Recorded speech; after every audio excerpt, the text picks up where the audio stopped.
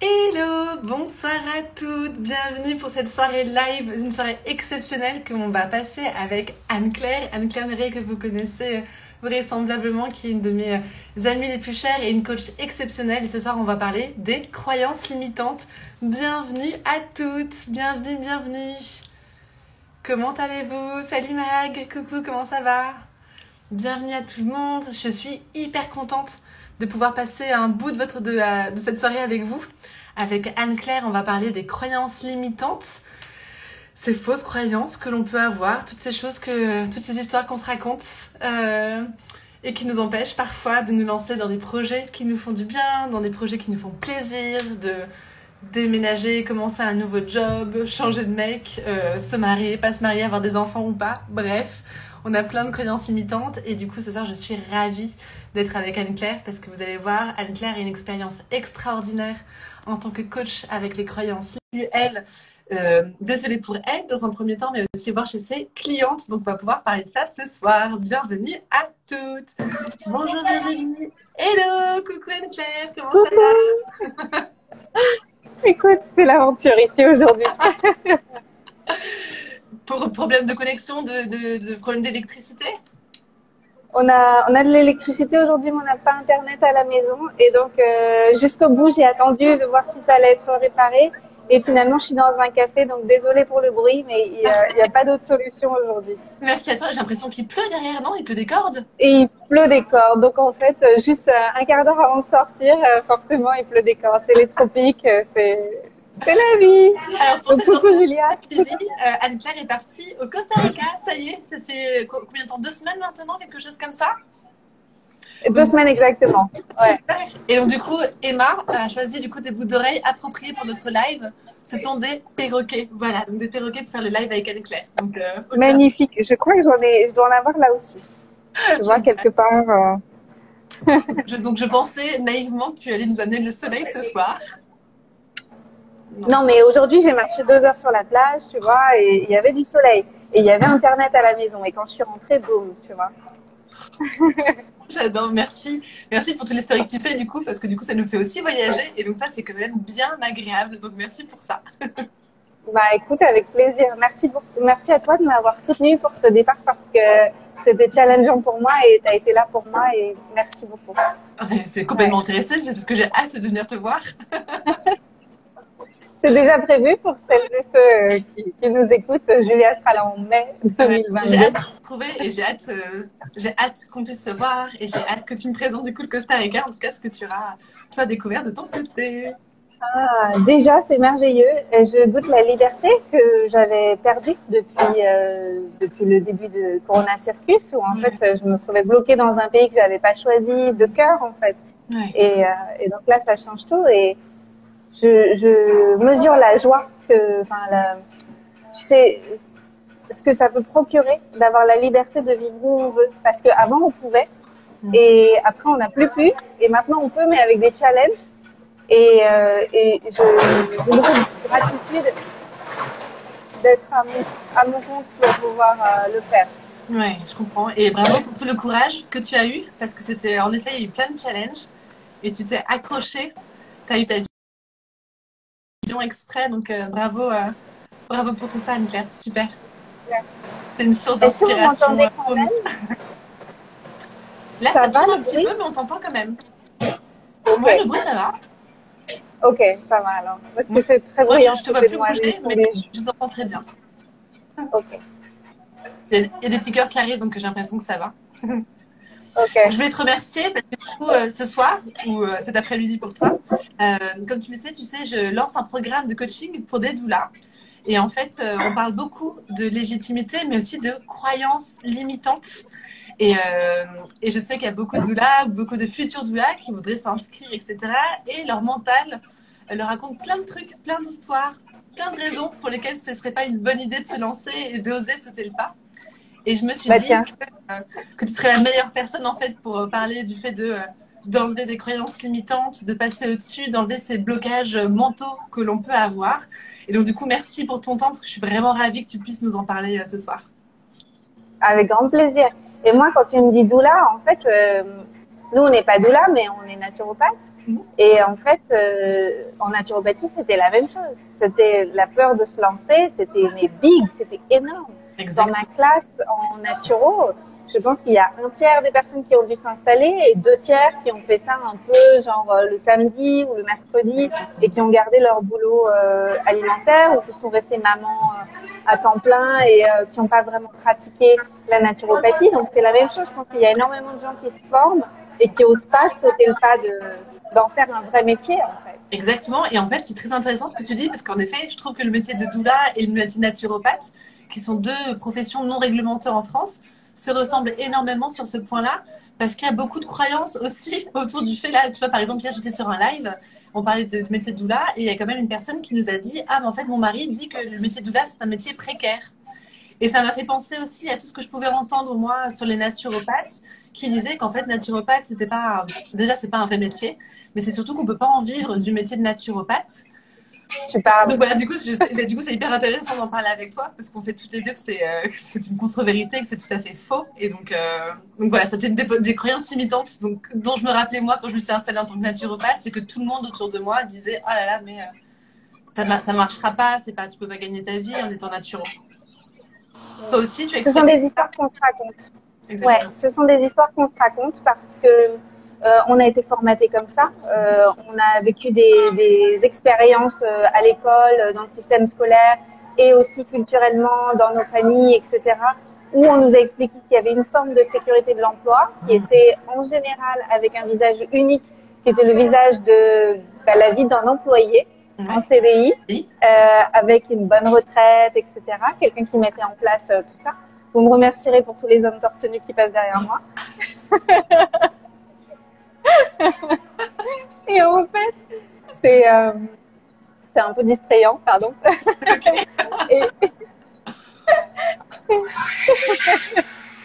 Et en fait, c'est pas la vérité. En fait, c'est pas la vérité absolue. Effectivement, c'est challengeant de s'installer à son compte parce que ça demande de changer notre état d'esprit, ça demande de mettre des choses en place, ça demande d'être proactif et persévérant. Et donc oui, ça demande des efforts personnels.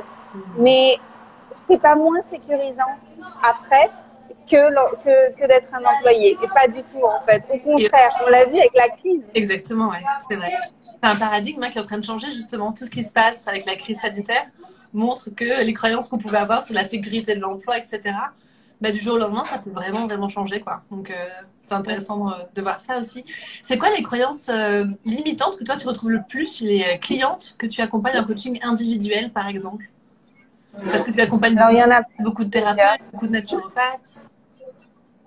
Oui, maintenant, je me consacre uniquement aux accompagnants. Donc, les personnes que je reçois en individuel, c'est que des personnes qui aident les autres avec des techniques de soins naturels. Elles sont coachs, elles sont naturo, elles sont comme nous, en fait. Des femmes qui se sont formées, c'est souvent des reconversions.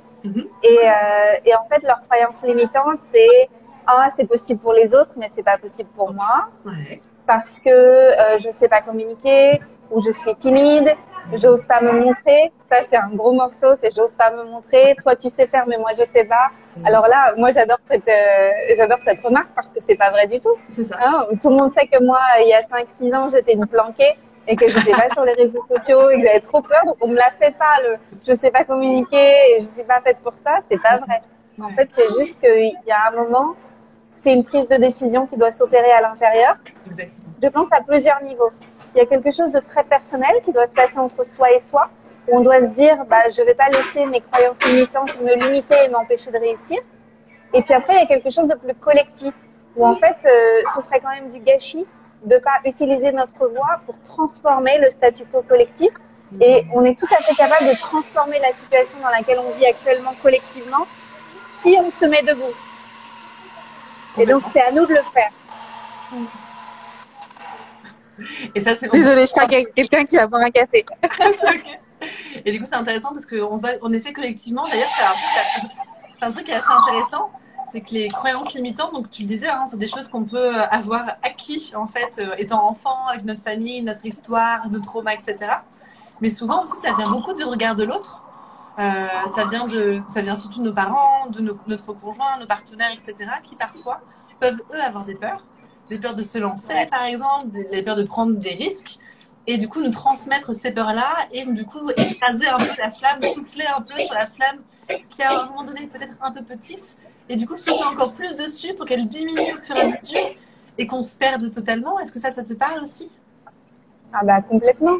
Mais j'ai envie de dire que c'est pas les avis des autres qui payent nos factures. C'est pas les avis des autres. Souvent les autres, c'est-à-dire notre entourage proche et les gens dont on a peur du regard, c'est-à-dire souvent c'est aussi les personnes avec lesquelles on a étudié, c'est les personnes avec qui on a été à l'école, etc. Ouais. C'est pas eux nos clients et c'est pas eux nos futurs clients.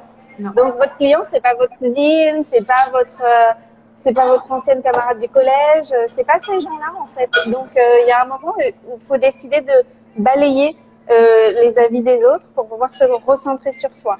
Ouais. Et franchement, c'est pas une chose facile. C'est pas facile. Ça demande du courage en fait. Mais vous vivez pour qui en fait? Vous vivez pour vous ou vous vivez pour les autres? Moi, je trouve que ça demande pas forcément beaucoup de courage à partir du moment où tu es aligné. Une fois que tu sais que c'est vraiment juste pour toi et que c'est vraiment ça que tu veux faire, par exemple, tu vois, se lancer en tant que naturopathe. Moi, je sais que je voulais vraiment aider les mamans et les femmes enceintes. Et donc, quand j'ai décidé de faire des études d'acupuncture traditionnelle et de naturopathie, j'étais tellement sûre de moi que je me rappelle, hein, j'avais un de mes super copains qui m'avait dit mais t'es folle en fait. Mais qu'est-ce que tu fais? Ça va pas. Attends et tout. Et donc, elle était partie en parler du coup à mon conjoint pour lui dire mais Julia, elle fait nimp là, il faut Elle l'arrêter. tripe, hein. Elle tripe complètement. Et du coup, c'était marrant parce que j'étais tellement sûre de moi à ce moment-là que je voyais ça. Et je me disais, bah, c'est quand même con. T'es mon pote, t'es censé m'encourager, justement. Donc, tu vois, ça m'a pas touchée, mais c'était quand même étonnant et intéressant de voir ce qui se jouait autour de moi. Mais je sais, par exemple, que pour les fois où je voulais prendre des décisions et là, j'étais un peu moins sûre, c'était un peu plus edgy, ou tu vois, j'étais pas vraiment encore très alignée. Là, du coup, je sentais à quel point je pouvais être perméable à la vie des autres et du coup à leur peur. Merci pour ton partage parce que moi, quand j'étais étudiante en naturopathie, j'avais pas la pression dans ma tête parce que je voulais pas en faire un métier rémunérateur. Je pensais que j'allais continuer à travailler pour des sites de rencontres. Oui, C'était pendant 15 ans. Et en fait, dans ma classe, il y avait des gens qui se mettaient eux-mêmes la pression pour réussir en tant que naturopathe. Et ils étaient beaucoup titillés par leurs proches qui venaient les embêter à propos de ça. Et moi, autour de moi, j'avais juste de la curiosité. Les gens me disaient, ah oui, t'apprends quoi le week-end? C'est quoi ces cours? Est-ce que tu peux m'expliquer? Et comme moi, pour moi, dans ma tête, il n'y avait pas un enjeu. Je pense que j'étais pas titillable. Tu vois, on ne pouvait pas venir m'embêter.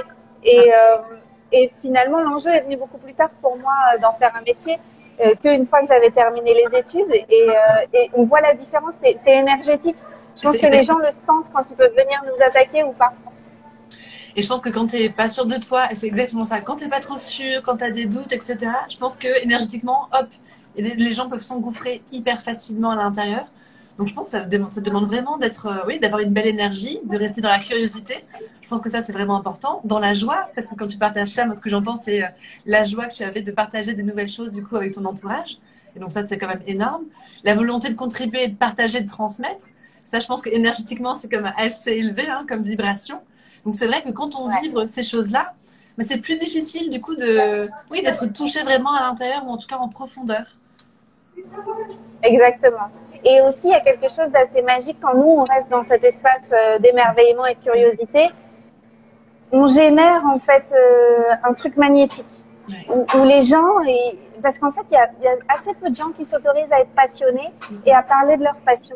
Parce que quand on était petit, on voulait se montrer aux autres et puis après, on nous a rabattu le caquet, on ne dit pas maintenant, ou j'ai pas envie d'entendre ça et après, on n'a plus osé parler de nos émerveillements. C'est vrai. Mais en fait, si on est connecté à notre cœur et qu'on a juste envie de partager notre passion, les gens, en général, ça allume quelque chose chez eux aussi, de passionné. Ça rejoint leur noyau de passion à l'intérieur et on réveille ça chez eux.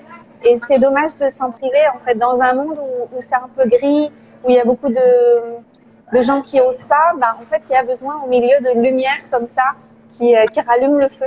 Ouais. C'est nous. Ouais, c'est beau.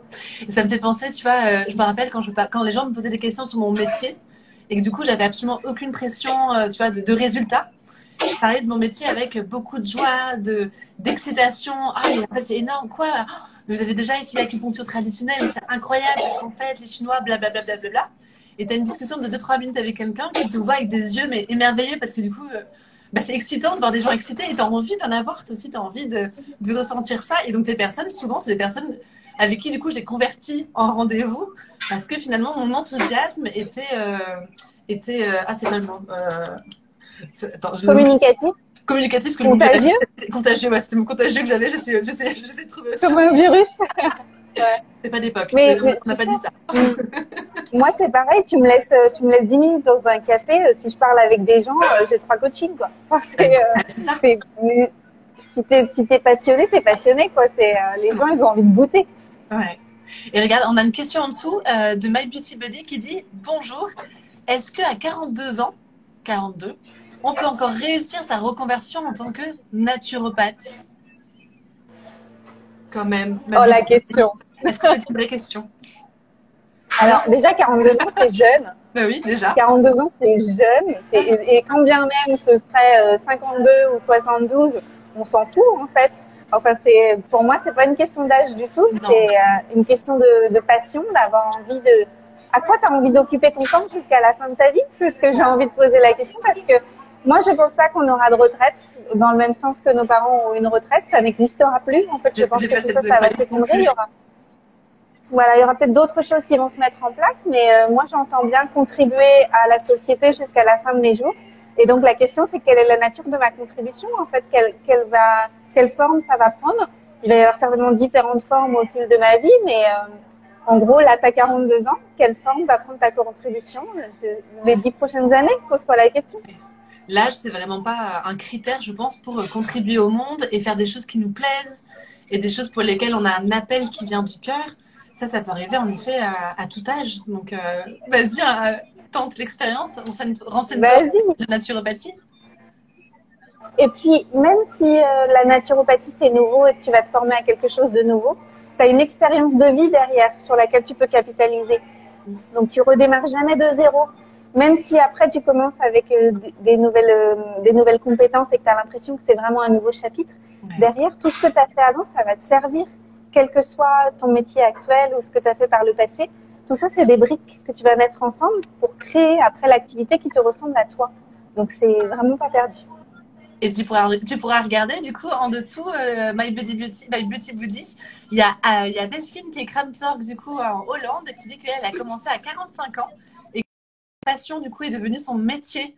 Donc, c'est vraiment pas une histoire d'âge. Ouais.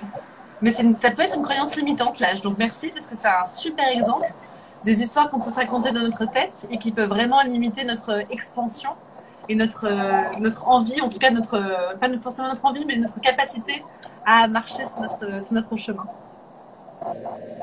Regarde, une personne qui dit que j'ai 52 ans et je viens de passer l'examen pour devenir naturopathe. Et je ne me sens pas vieille. Maintenant, il n'y a pas de raison. Voilà. Super. On parlait de ça comme croyance limitante. Toi, par exemple, là, pour ton départ au Costa Rica, est-ce que tu as senti que tu avais des croyances limitantes qui se mettaient en place sur ton chemin? Est-ce que tu as senti que ton mental avait été très fort ces derniers mois? Ou vraiment ton alignement pour quitter l'Europe était tellement fort que du coup ça s'est passé de manière très fluide? Est-ce que tu peux partager ça avec nous? Alors, forcément, ça vient avec des challenges parce qu'il y a un gros décalage horaire. Donc, il y a 8 heures de décalage horaire.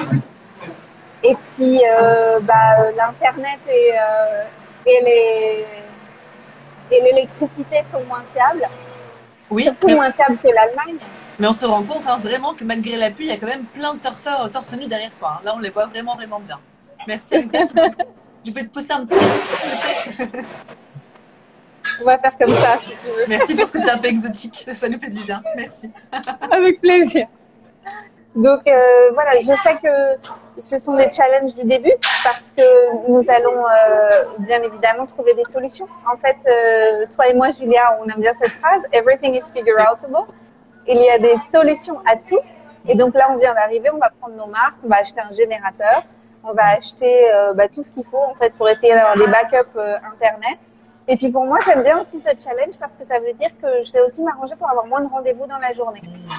C'est quelque chose que j'avais aussi envie de faire parce que j'avais énormément de rendez-vous par le passé. Oui. Et j'ai envie d'avoir une vie qui soit mieux organisée autour de la fluidité.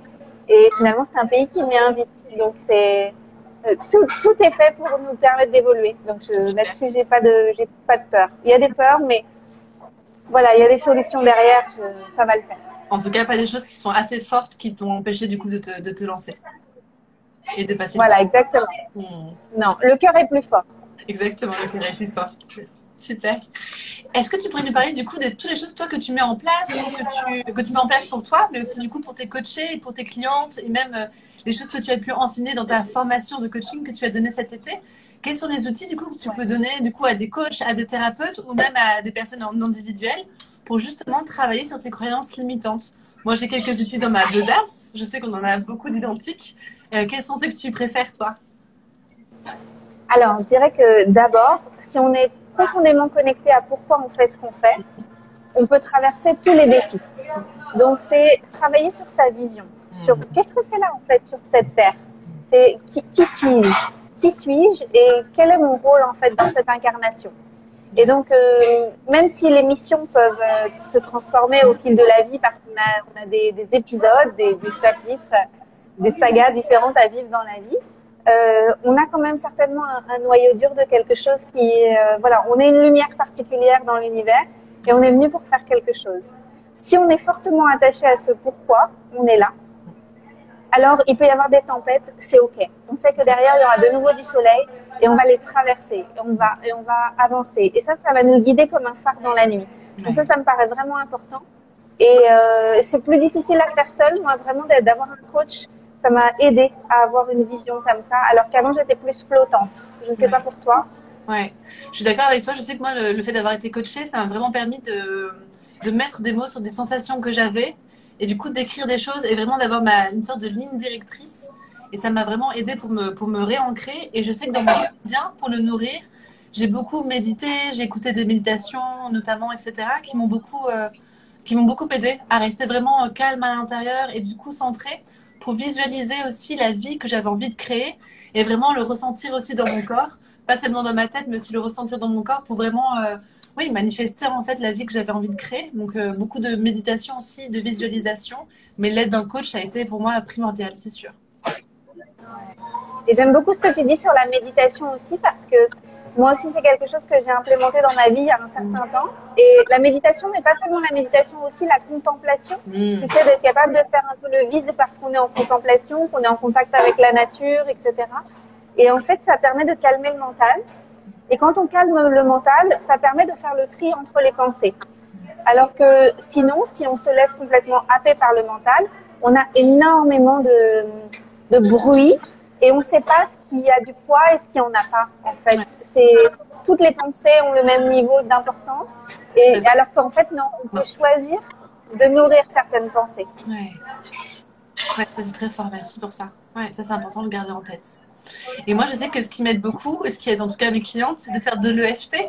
L'EFT, je trouve que pour faire sauter les croyances limitantes, c'est quand même assez magique, on peut le dire, comme approche. J'en refais tous les matins maintenant à la plage. Donc tous les matins, je fais une grande balade sur la plage en ce moment et je me tapote sur les trucs qui sont limitants. Donc là, j'ai tapoté sur... bon, tu me connais, tu sais où j'en suis en ce moment. J'ai envie d'atteindre 1 million de chiffre d'affaires. Et en fait, je tapote sur cette croyance limitante que 1 million, c'est trop tôt. Ou tu vois.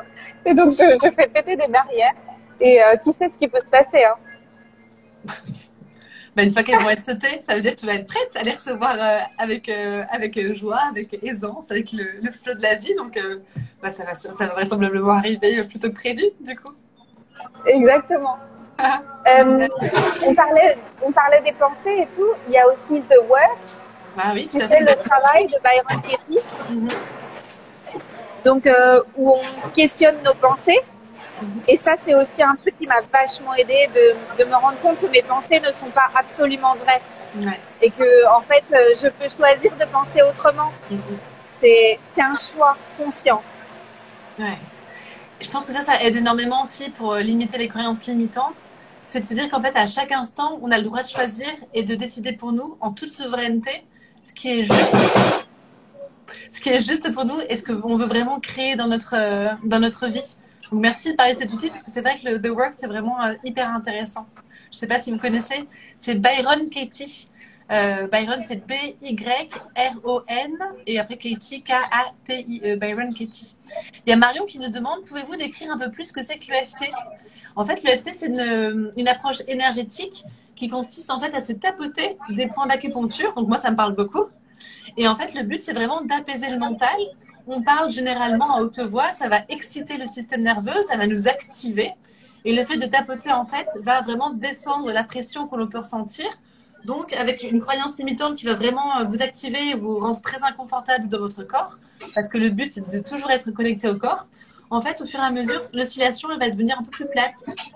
Et vous pourrez parler de votre émotion de manière complètement factuelle, sans être prise sans être écrasée en fait par le poids de l'émotion. Donc c'est une approche que je trouve magnifique parce qu'on peut vraiment aller très très loin dans beaucoup de choses de la vie du quotidien, mais aussi de manière professionnelle et notamment pour faire sauter ces croyances limitantes qui viennent parfois de traumas, etc. Donc on peut aller les revisiter, ou on peut aussi aller revisiter des parties de nous qui sont peut-être blessées, qui n'ont pas assez confiance en elles, pourquoi, etc. Donc on va souvent aller guérir aussi des blessures de notre enfant intérieur. Donc c'est vraiment très très beau, ça peut être très complet en fait comme approche. Moi j'aime beaucoup. Ouais, et moi avant de faire de l'EFT, j'étais hyper anxieuse, j'avais beaucoup de crises de panique, j'avais beaucoup de peur à propos de plein de choses. Et d'avoir cet outil, il y a juste besoin des doigts. Je sais qu'il y a des gens qui adorent les fleurs de bac, qui adorent d'autres choses. Mais si on n'a pas nos gris-gris, alors on ne sait pas quoi faire. Ouais. Et moi, une personne demande quelle est la différence entre l'EMDR. Moi, ce que j'aime en fait avec l'EFT, c'est qu'on peut le faire toute seule. On est complètement indépendante et autonome. Et moi, je trouve qu'être autonome et indépendante par rapport à notre santé et notre bien-être, c'est absolument essentiel et indispensable. Et donc, on peut se tapoter toute seule à la maison déjà. Ça peut déjà faire descendre la pression. Donc, pas besoin d'un thérapeute, etc. Et ça peut être vraiment pratique, je trouve. Ouais, et alors, juste pour le petit truc pratique, le FT, tout le monde peut se former en France, partout dans la France. Le MDR, c'est un peu plus compliqué. On peut se former, mais on ne peut pas vraiment s'installer si on n'est pas dans la famille des psys. Ouais. Voilà. Alors que le FT, tout le monde peut le faire, le grand public, quoi. Ouais, exactement. Donc ça, c'est un beau cadeau, je trouve aussi. Je trouve le FT pour faire sauter ces croyances limitantes et toutes ces histoires qu'on peut se raconter. Parce qu'on se rend compte qu'elles sont pas elles sont pas vraies de vraies, quoi. Ouais. Moi, je pense aussi que l'une des clés pour pouvoir avancer, c'est la patience avec soi. Être patiente avec soi, réaliser que, bah voilà, peut-être on a 40 ans et qu'on a 40 ans de croyances, de bourrage de crâne, d'une société, de plein de choses, en fait, qui viennent, en fait, de l'extérieur. Et donc, d'être patiente avec soi, parce que c'est des couches et des couches et des couches de conditionnement. Et donc, petit à petit, de se dire, bah voilà, cette semaine, je travaille là-dessus, puis la semaine prochaine, je travaille là-dessus, et puis, allez, dans 40 ans, je me serais débarrassée de tous mes derniers 40 ans. Exactement. Et il y aura encore des nouvelles choses, en fait, mais on est là pour évoluer, on est là pour grandir, on est là pour se transformer. Et c'est ça qui est génial. C'est ça qui est génial. Moi, je trouve ça vraiment super beau. Et le fait d'être hyper bienveillant envers soi aussi. Quand on se rend compte que des problématiques reviennent, au lieu de se dire « Oh punaise, je pensais que j'avais déjà travaillé là-dessus, je suis vraiment un gros boulet », non, de se dire « Ah ok, d'accord, je vois que ça revient. Bon, bah, je vais voir ce que ça vient travailler chez moi à l'intérieur. Je vais peut-être aller un peu plus loin ou peut-être que je me suis arrêtée dans un endroit qui était inconfortable. Peut-être que je peux aller encore de manière plus profonde pour essayer de toucher ce qui m'embête. » Et donc, je pense que la bienveillance et la patience, t'as raison, c'est vraiment deux beaux cadeaux. Il y a When I Bloom qui nous dit « À quand un tuto EFT ?» Bah, il faut savoir que Anne-Claire, elle en a fait un de tuto sur Pawa, sur l'école, sur Pawa School notamment, si vous voulez aller regarder. Ouais, donc je suis cofondatrice d'une école en ligne de petites formations en vidéo, en fait, au service de l'autonomie et de notre éveil spirituel.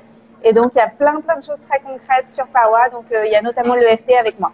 Exactement. Et toi aussi, d'ailleurs, tu as fait une vidéo. Oui, sur la matrescence. J'avais fait de l'EFT d'ailleurs. J'avais fait des séances d'EFT sur la matrescence pour aider les jeunes mamans. Et donc, Pawa, c'est écrit P-A-W-A, si vous voulez aller regarder. Donc les tutos d'EFT, vous pourrez les trouver. Et regardez, il y a Anne-Claire d'ailleurs qui propose pas mal de séances d'EFT sur ton compte Coach from the Heart, je crois, c'est sur ce compte-là, ou Live from the Heart. C'est pas de l'EFT, c'est du coaching, mais ça inclut aussi l'EFT. J'ai vu récemment des reels qui tournaient, etc., où tu tapotais notamment pour mais ils sont courts. Ouais. Ils sont assez courts.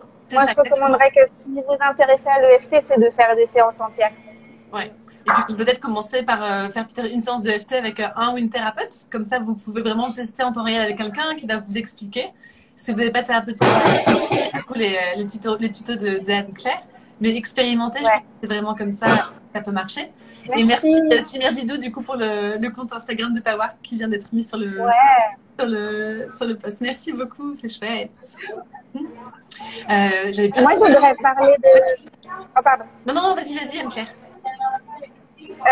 Moi, je trouve que c'est du gâchis que tous les gens qui sont formés à des pratiques de santé naturelle et des choses alternatives, tu sais, qui sont pleines de bon sens, toutes nos pratiques, en fait, je trouve que c'est du gâchis que les gens les utilisent pas.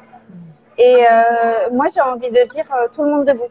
En fait, aujourd'hui, c'est le moment que chacun occupe sa place pour pouvoir transformer la société. Et donc, si vous êtes naturopathe, si vous êtes doula, si vous êtes...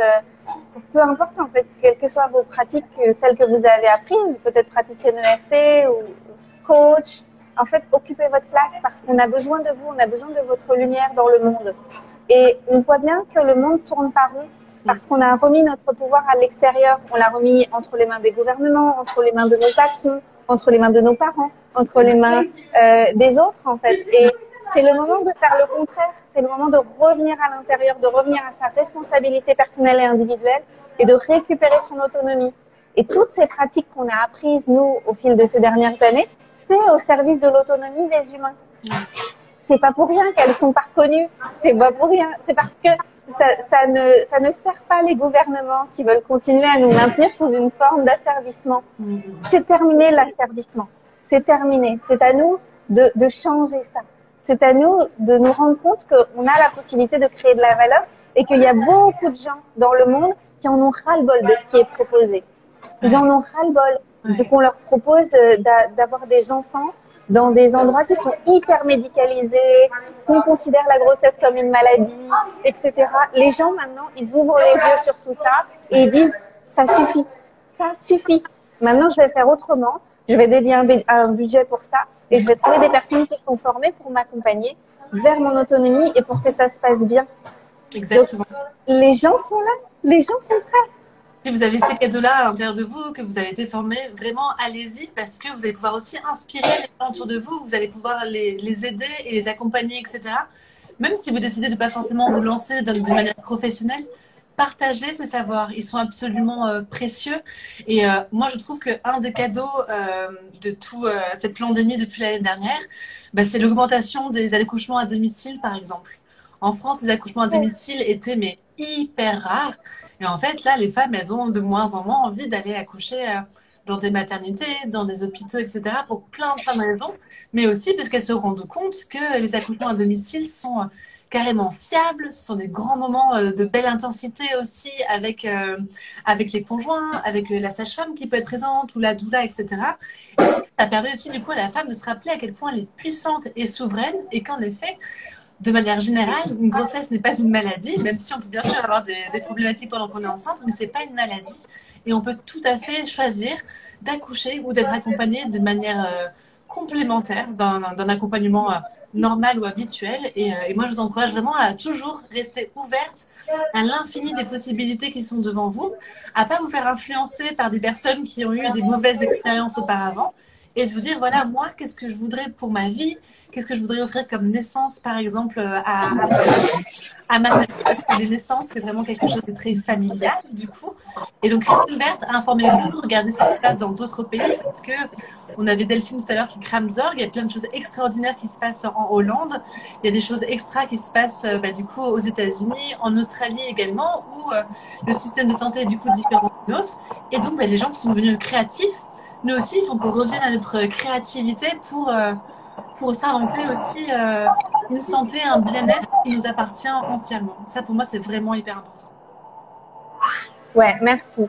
Et il y a un grand besoin, je trouve, de diffuser ce message-là et de diffuser cette lumière, de rayonner ça. Parce que moi, par exemple, j'ai jamais eu envie d'avoir d'enfants. Mais si le monde avait été différent, tu vois, si quand j'avais été en âge d'être adolescente et jeune femme, tu vois, à 18 ans, donc il y a 20 ans déjà, si autour de moi, il y avait eu plein de doulas qui m'avait dit, oh, regarde, comme c'est merveilleux, comme c'est naturel, comme c'est juste. Et en fait, j'ai pas du tout été baignée là-dedans, mais même à l'opposé, en fait. Ma mère avait vécu des césariennes, voilà, enfin plein de choses. Je n'ai vu que ça, je n'ai connu que ça. Si j'avais connu autre chose, est-ce que je serais devenue maman? Peut-être, je ne sais pas. Et en fait, je trouve que c'est vraiment à nous de montrer que c'est possible. Et tant qu'il y aura trop de gens qui disent encore c'est quoi une doula ou c'est quoi une naturo quoi, ça veut dire qu'on n'a pas encore fait notre travail de répandre la parole en fait. Ouais. On n'a pas fait le boulot, les gens ils savent pas. Donc parfois il y a des gens qui se disent mais est-ce qu'il n'y a pas trop de naturo, est-ce qu'il n'y a pas trop de doula, est-ce qu'il n'y a pas trop de... Je dis mais attends mais 70 millions. Non, il n'y en a pas trop, les gars. Donc, on ne sait pas ce que c'est nos métiers. Non, il n'y en a pas trop, il n'y en a même pas assez. Non, il n'y en a pas assez. Ou alors, elles ne parlent pas assez fort, quoi. Elles sont trop timides. C'est qu'il y a quelque chose à faire. Il faut occuper sa place. Et c'est quelque chose d'assez beau, hein, je trouve, qu'on voit en France depuis une petite dizaine d'années, justement. C'est finalement tous ces métiers qui existent depuis la nuit des temps, en tout cas. Voilà, bah, du coup, sont remis en avant. On a entendu beaucoup parler de la naturopathie dans les journaux. Pas forcément toujours en blâme, en tout cas on en a parlé. Il y a des magazines hein, maintenant, il y a Féminin Bio qui est un magazine absolument extraordinaire qui met en avant des métiers autour de la santé qui sont complémentaires. Il y a des podcasts aussi qui sont vraiment autour de ça. Je trouve que dans les médias en fait, notamment les médias indépendants, il y a énormément de choses qui sont vraiment magnifiques, qui sont comme des fleurs qui éclorent de part et d'autre de la planète et de la France. Et du coup moi j'ai vraiment espoir que les gens prennent soin d'eux différemment et se rendent compte à quel point ça peut être merveilleux aussi d'être vraiment souverain de leur bien-être et de leur santé. Donc moi j'y crois très fort à ça et je pense que les femmes se rendent compte hein, dans la maternité que le soutien n'est pas forcément assez présent, notamment en post-natal, ce qui est un peu mon dada. Et je trouve qu'une doula, par exemple, elle peut avoir une place vraiment essentielle pour accompagner des couples et des parents, des familles, des enfants, des bébés. Parce que la sage-femme, malheureusement, avec tout ce qui se passe en France en ce moment, c'est hyper difficile pour elle de se redéplacer à domicile plusieurs fois et même un mois après la naissance de l'enfant parce que le système de santé en France, il n'est pas fait pour ça pour le moment. Enfin, il n'est pas fait comme ça pour le moment. Donc il faut qu'on trouve d'autres manières. Et je trouve que le métier de doula, pour ça, il est absolument exceptionnel. Il est magnifique, ce métier. Ouais. Et voilà... Si vous êtes doula et que vous nous écoutez, rayonnez s'il vous plaît. Ouais. Pour les femmes et les bébés, mais rayonnez, allez-y quoi. Occupez votre place. Et c'est pour la planète quoi. Donc c'est magnifique. Et donc osez vous montrer, osez rayonner. Renseignez-vous, regardez si vous avez l'appel du cœur depuis longtemps. Vous dites le métier de doula c'est pour moi, mais il y a ci, il y a ça. Venez demain soir, je fais un atelier d'ailleurs avec Leslie autour de ça, de la légitimité. Comment faire pour essayer de se sentir vraiment légitime. On a plein d'outils pour ça, donc venez demain soir à 21h, je vous mettrai le lien après si vous voulez, et inscrivez-vous dans des programmes de coaching de doula ou dans des écoles de doula si vous voulez, mais il est temps, le monde n'attend que vous, donc venez, rejoignez-nous, rejoignez ce monde magnifique en fait qui fait une différence et qui va faire une différence dans les années qui vont venir. C'est ma croyance. Il y a un beau commentaire. Ouais, merci Julia. Il y a quelqu'un qui dit « Je pense qu'à l'avenir, on aura plus de vocation que de métier. Ouais. » Et je pense que c'est exactement ça. Ouais. Mais il faut quand même réaliser qu'une vocation, ça a besoin quand même de structure et d'avoir une forme de guidance pour être entrepreneur. Ouais, surtout si avant, on a été employé et qu'on ne sait pas comment faire pour être entrepreneur parce que d'un coup, on a toutes les casquettes. On a la casquette de celle qui fait effectivement le métier. Ouais. On a la casquette de la communication, on a la casquette de gérer l'administratif, on a la casquette de tout ça. Et tout ça, ça s'apprend. Et moi, je suis tombée des nues quand j'ai vu tout ce que j'avais à apprendre. En fait, finalement, tu apprends un métier et après, encore le double pour apprendre à être entrepreneur.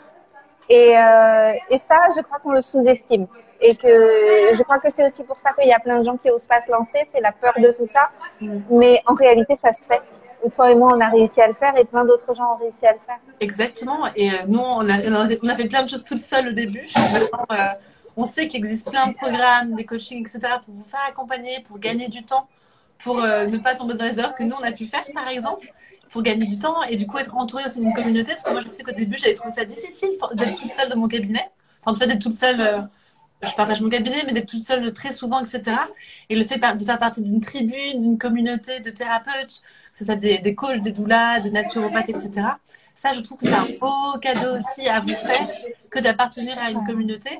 Et je sais que la communauté que tu as créée, notamment cet été, avec tous ces coachs en devenir, c'est une communauté qui est énorme, qui est grandie et qui a l'air d'être super solidaire. Et j'ai l'impression qu'il y a beaucoup de lumière qui émane de toutes ces femmes. Donc bravo pour tout ce que tu as créé parce que c'est vraiment grâce à ton énergie à toi. Le fait aussi que toi, tu es vraiment beaucoup là-dedans, dans la générosité, dans le partage, etc. Et tout comme tu parlais tout à l'heure d'aimant. Du coup, les personnes comme ça viennent aussi à toi et elles, après, elles peuvent rayonner. Et je pense que ces coachs-là, en fait, elles vont faire un travail formidable et passer à des étapes supérieures plus rapidement, peut-être que ce que nous, on avait fait à notre époque. À notre époque, on a essuyé les plâtres et maintenant on partage nos découvertes. Je pense que quand on travaille avec son cœur et qu'on s'ouvre pleinement et qu'on est généreux et qu'on aime les autres, qu'on aime nos clients, qu'on aime nos camarades qui font les mêmes choses que nous, qu'on aime nos communautés. En fait, avec le cœur, tout est possible. On peut faire des choses extraordinaires. Alors, je peux avoir l'air peut-être un peu cucu pour les gens qui m'écoutent comme ça et qui sont peut-être dans un autre environnement et qui voient pas ça. Tu sais, peut-être un environnement plus corporate où on parle pas des choses de l'amour et des choses du cœur. Mais en réalité, le monde, il est très, très en train de se transformer et on se rapproche justement des choses du cœur. Et je pense que les grands gagnants, c'est les gens qui travaillent avec leur cœur et qui osent leur vulnérabilité et qui osent dire aux gens qui les aiment et tout ça. Et je pense que c'est le futur. Ouais, merci. Ah, ça me touche que tu dis ça. Ouais. Et si le futur est comme ça va être magnifique. Il sera magnifique. Mais il est déjà parce que nous, comment on travaille nos clients, on les aime d'amour, nos étudiants, nos participants de nos programmes, etc. Ouais. Donc, nous, dans nos réalités, c'est déjà comme ça. C'est déjà le cas. Donc, ouais. Super. Merci Anne-Claire, merci. Est-ce que tu veux rajouter autre chose? Est-ce qu'il y a quelque chose qui te tient à cœur et que tu voudrais nous partager ce soir? Ouais, je veux parler d'argent. Parce que je suis à fond en ce moment, comme je suis en train de préparer un programme sur l'argent. En fait, je voudrais... Super, merci beaucoup. J'avais pensé, en fait, merci, parce que j'avais pensé tout à l'heure, je me suis dit, il faut absolument que je parle d'argent avec Anne-Claire, parce que ça, c'est une grosse croyance limitante. Et je sais, du coup, que tu prépares un programme dessus, donc merci, vas-y. Je voulais en parler, tu vois, et du coup, j'avais zappé, donc merci beaucoup. Ben, en fait, donc moi, j'ai une famille de fonctionnaires et de devenir naturopathe, j'ai écrit des livres, j'ai eu un cabinet, j'ai fait des retraites, des choses comme ça. C'est une vie un peu de bohème, avec des revenus qui montent, qui descendent, etc. Et sans vraiment de garantie, sans chômage, sans toutes ces choses-là, en fait.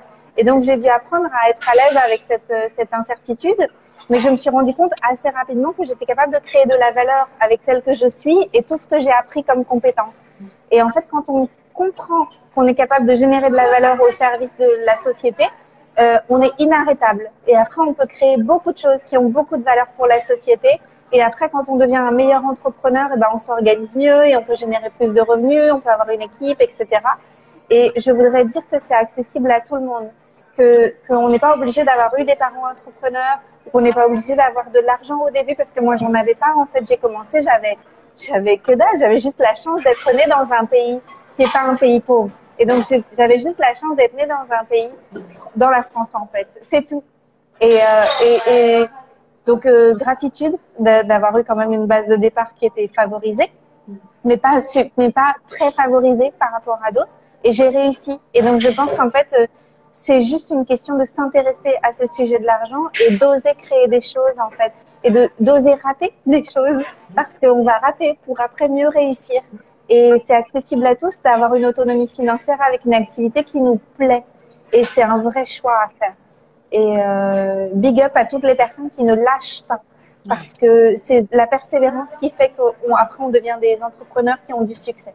Tout à fait, ouais. Merci pour ça. Ton programme sur l'argent, d'ailleurs, il sera après quand? Du coup, tu le lances quand? Je le lance dans 3 semaines, il sera prêt en octobre. Il arrive en octobre. Ok, parfait. Si tout va bien, le réseau, les machins, les trucs, mais moi, je suis prête. On le note du coup, alors dans 3 semaines, c'est parfait. Super. Regarde, le programme est prévu pour quand, s'il te plaît? Ben voilà, dans 3 semaines. Donc, Elode, tu auras bientôt toutes les informations sur le compte d'Anne-Claire. Merci pour ton temps. Merci d'avoir bravé la tempête tropicale pour te joindre à nous ce soir. Avec grand plaisir. Franchement, tout le plaisir est pour moi. Merci pour ton invitation et bravo pour tout ce que tu fais. Et merci d'aider les mamans, d'aider les doulas, d'aider l'humanité parce qu'en fait, le futur est résolument transformateur parce que c'est l'énergie du féminin qui récupère sa place. Et donc, c'est à nous de le faire, quoi. On n'attend pas qu'un jour quelqu'un fasse quelque chose à l'extérieur. On se prend en main puis on y va, quoi. Ça va venir de nous, les filles, vraiment. Je fais un petit big up comme ça. Allez. Passe une merveilleuse journée. Merci encore de t'être joint à nous. Merci, merci. Merci à toutes ces autres. Belle soirée. Merci Virginie. Merci Émilie. Merci à vous toutes pour vos questions. Et à très bientôt, du coup. Gros bisous. Bisous Anne-Claire. Je t'aime très fort. Bisous. Moi aussi, je t'aime très fort. Bye bye. Bye bye. Bisous. Bisous. Bye.